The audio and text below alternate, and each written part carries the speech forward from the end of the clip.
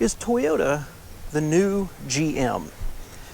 Well, interestingly, almost any way you ask that question, the answer turns out to be yes, especially if it's a positive question, of course. And I'm not the first person to ever ask it, ever to consider it. I won't be the last. But I came to this from one very, very specific question. I was pondering, is Toyota forgiven for their problems, forgiven for their errors, more than other manufacturers, other legacy manufacturers? Well, the answer is yes. And I realized, well, gosh, that's like how GM used to be. So welcome back to All Cars, y'all. And to get into this and talk about it just a little bit, I am going to start with what I'm going to call a very bad history of the automotive world. Back at the beginning of the 1900s, 1908 or so, General Motors started to be formed. Buick came together, Cadillac, Oakland, a bunch of others, and eventually Chevy was formed and wrapped in with GM. And they became a behemoth. And it's easy to think about the modern GM since the 70s and forget just how not only big, but how innovative they were at one point.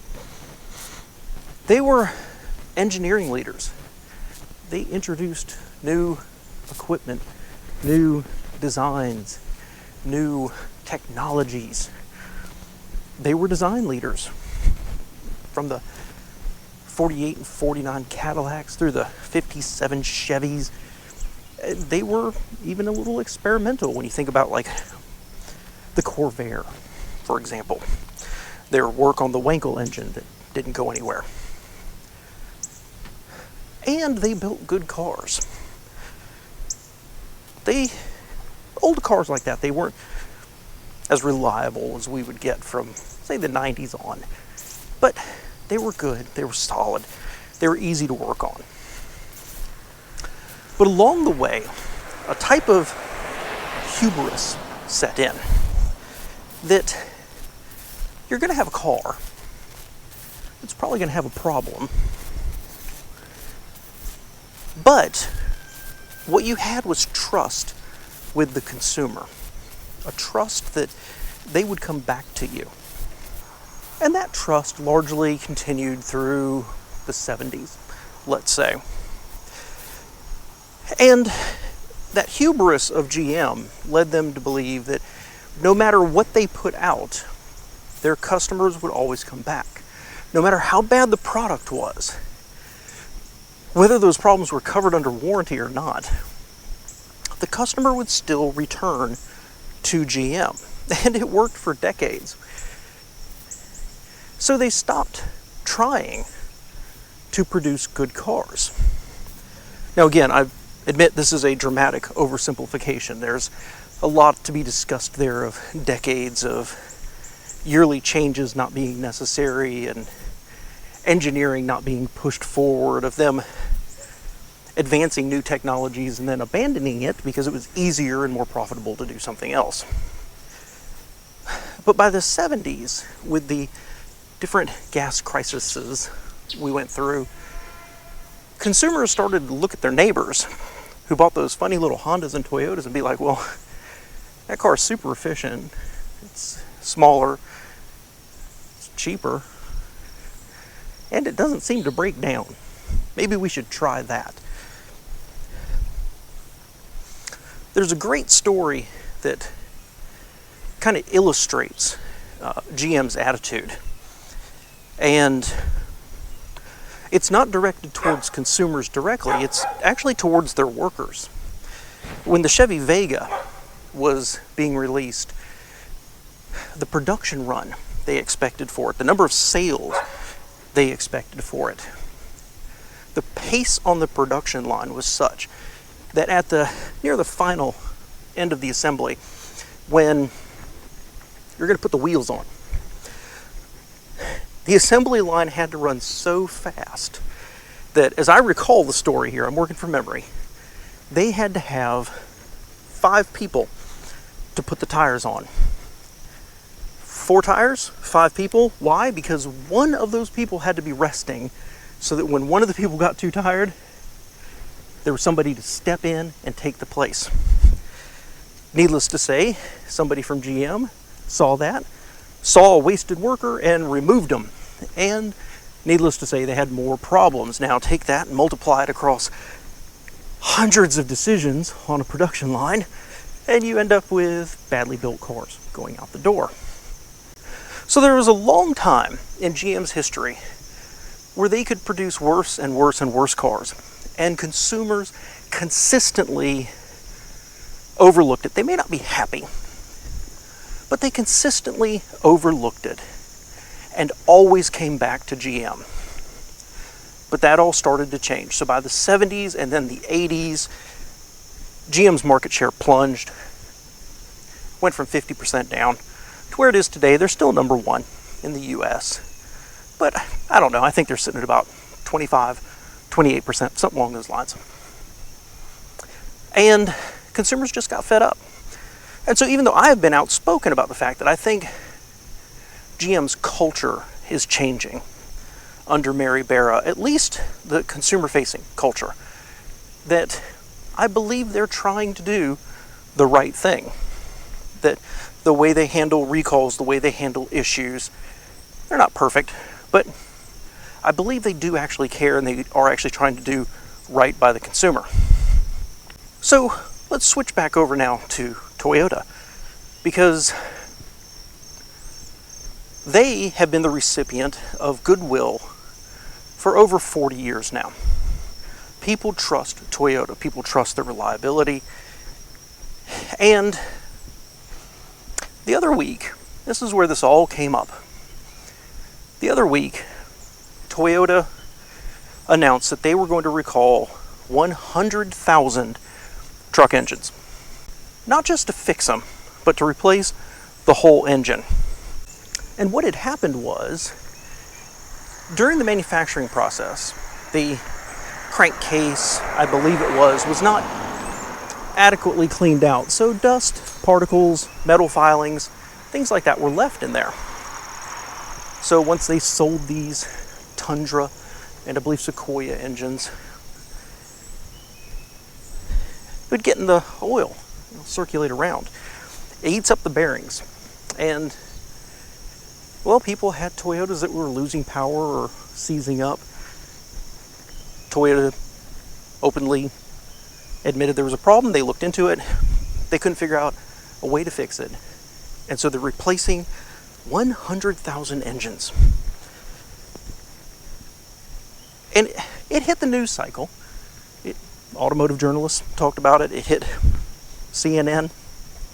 And basically, you can look at it and say, Toyota's stepping up and doing the right thing.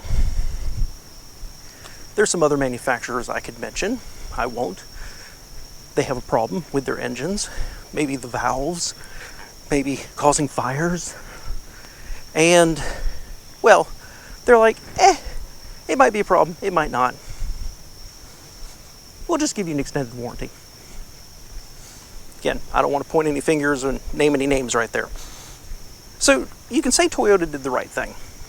But when I read this article, or these articles about the Toyota recall, the first thing I thought was, well, that's very interesting to read. We'll barely ever hear about this again. It was identified, the news was written, Toyota's going to step up, and it'll leave the news cycle. It'll go away. How many recalls, how many problems has Toyota or Honda, for example, had where they were given the benefit of the doubt? Whereas, while I'm reading that article, I read a couple of other things. And I'm not going to point to where they were exactly. One was comments on one of my videos. One was actually a comment on an article on an automotive site.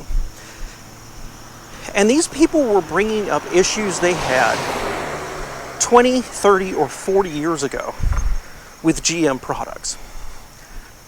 You know, when you get a comment that's like, Well, I had a 1983 Citation, and it was a piece of crap. I'm never going to buy another GM ever. Well, I think GM's different now, in my opinion. Somebody's like, I bought a 2002 GMC, and I'll never buy another one. Okay, the point is, there are people who that trust in GM has been flipped on its head. They don't. And they won't forgive, and they won't forget, and they bring it up over and over and over again. And it's worth remembering. It's, those who forget the past are doomed to relive it. But on the other hand, no matter what problems happen with Toyota or Honda, but Toyota specifically, they are forgiven. It's forgotten. And consumers assume, just like GM of old, well, I had a problem with this one, but the next one will be better. Is that fair? Well, I think so. I don't think that Toyota's problems have become systemic, endemic.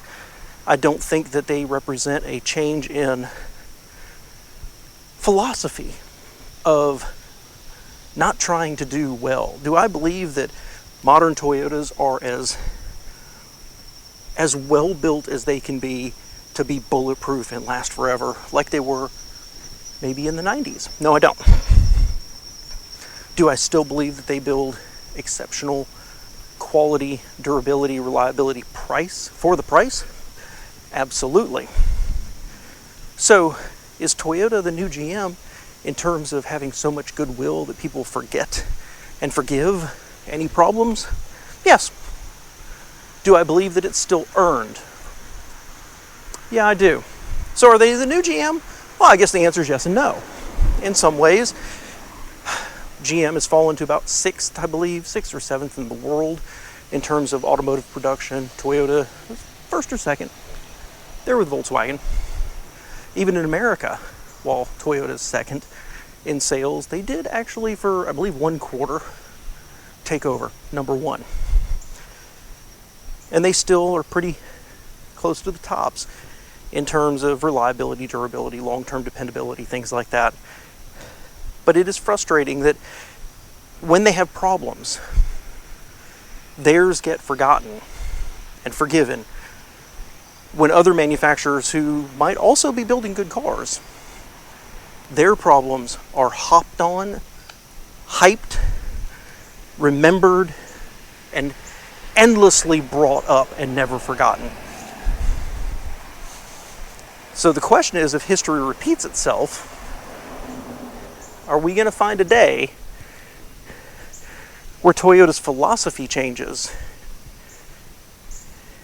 and they are actually building cars they know aren't good, but they don't care?